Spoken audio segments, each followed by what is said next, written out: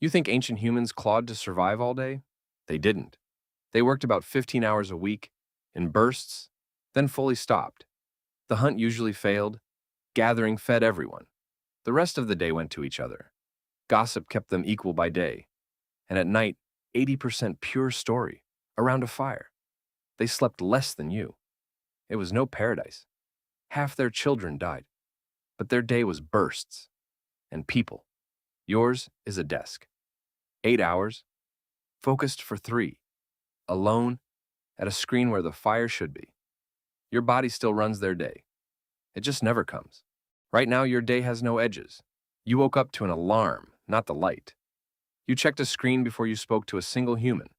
And somewhere between the coffee and the commute, the work already started quietly in the back of your head, and it will not fully stop until you fall asleep tonight with the phone still glowing on the pillow. You are tired in a way that sleep does not seem to fix. Now picture an ancient human waking up in the same body you have. No clock, no boss, no inbox. And here's the thing you have been taught to believe about that morning. That it was worse. That their whole day was a brutal, non-stop scramble just to not die. Dawn to dark, clawing for food, one bad afternoon away from starving. That picture is wrong. And the truth is stranger than they were miserable. Because when anthropologists actually followed hunter-gatherers around with a stopwatch, the numbers came back backwards.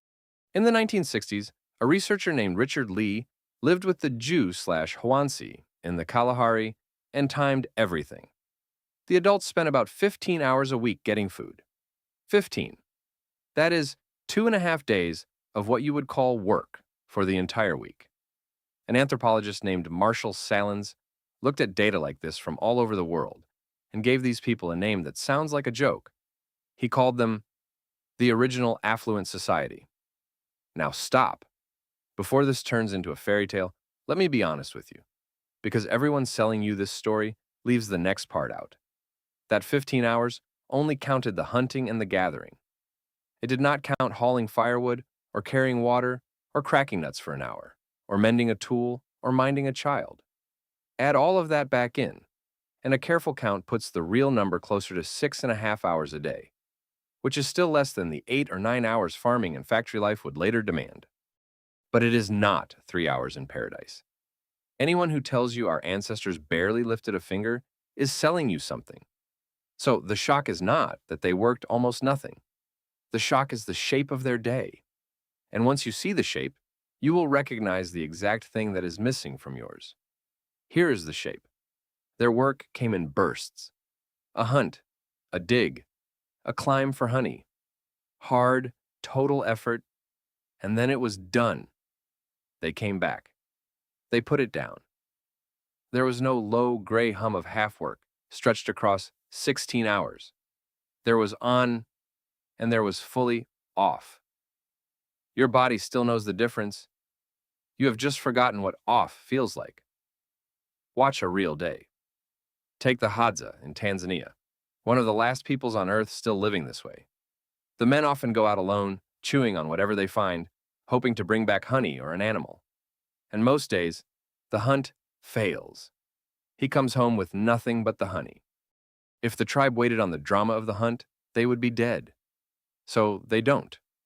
The women go out in groups with the children walking alongside, learning as they dig, and they come back with tubers, with baobab, with berries. Steady, reliable. And that quiet, undramatic plant food that the women and kids gather is the majority of what everyone eats. The hunt is the story you tell at night. The gathering is the thing that keeps you alive. And that already breaks the cartoon in your head. It was not men bravely feeding helpless women. It was a whole band, overlapping, kids included, all of it woven together. Nobody clocked in. Nobody worked alone in a box. Which brings us to the real question. If they only spent a few hours getting food, what did they do with the rest of the day? This is the part nobody talks about, because the answer is the exact thing you are quietly starving for. They spent it on each other. We have data on this, and it is oddly specific. An anthropologist named Polly Wiesner recorded conversations among the same Kalahari people, day and night. and then sorted what they were actually talking about. In the daytime, the talk was practical and a little brutal. About a third of it was complaints, criticism, and gossip. Another third was economic. Who is going where, what to hunt, who did not pull their weight. Some jokes, almost no stories. And that gossip was not idle.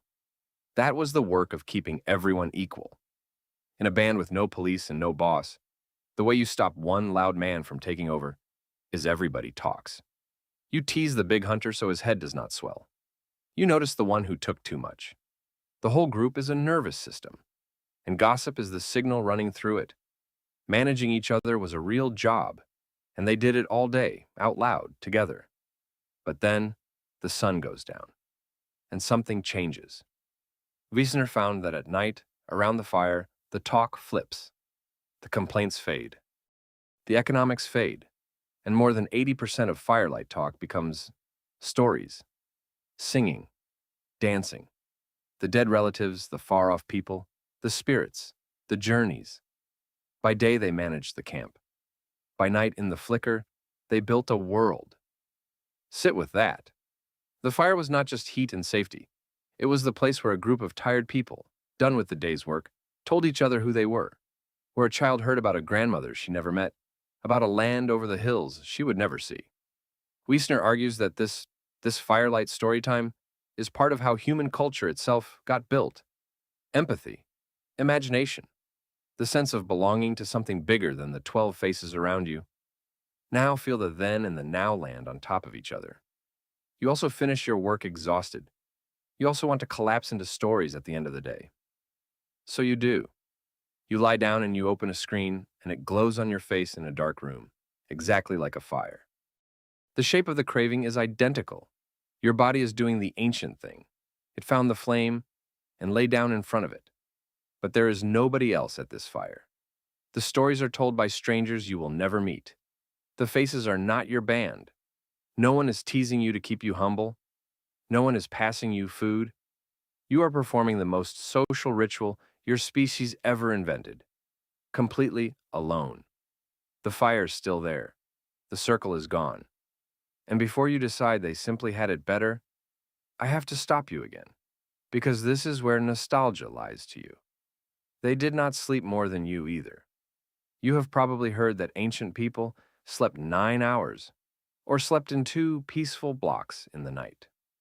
In 2015, a scientist named Jerome Siegel wired up 3 different foraging groups, the Hadza, the San, and the Tsimane, and measured. They slept about 6.5 hours, often less than you. They rarely napped. The peaceful paleo-sleep you are grieving for. You did not lose it. It was never there, and the rest of it was hard in ways we have carefully forgotten. In many of these societies, close to half of all children died before they grew up. The failed hunt meant real hunger. There was violence between groups. There were seasons of not enough. Affluent never meant safe. It meant their wants were few, not that their lives were gentle. So do not hear "go back." You cannot go back, and you would not want to. The reason more of your children live is the very modern medicine and safety we built. But here is the splinter you cannot pull out. Your body does not know it won the deal. It still runs the old software. And that software is now trapped in a world it was never written for. Look at what actually happens to your day. That average office day, 8 hours at a desk? Studies that measure it find the average worker is truly productive for about 2 hours and 50 minutes of it. Not because you are lazy, because your brain can only hold deep focus for maybe 90 minutes to 2 hours before it degrades, no matter how hard you push. You were built for bursts. The forager knew that in his bones. He hunted and then he stopped. You hit your natural wall at hour 2, and then you sit there for 6 more hours, pretending, half working, never on and never off. And you call the exhaustion a personal failure. It is not a failure. It is a mismatch. Feel all 3 of them at once. The rhythm is wrong. Your body wants the burst and the clean stop, and gets a gray 16-hour hum instead. The company is wrong. Your body wants the circle at the fire and gets a screen held alone, and the meaning is wrong. Your ancestors' work fed a face he could see by dark, and your work vanishes into an abstraction you will never touch.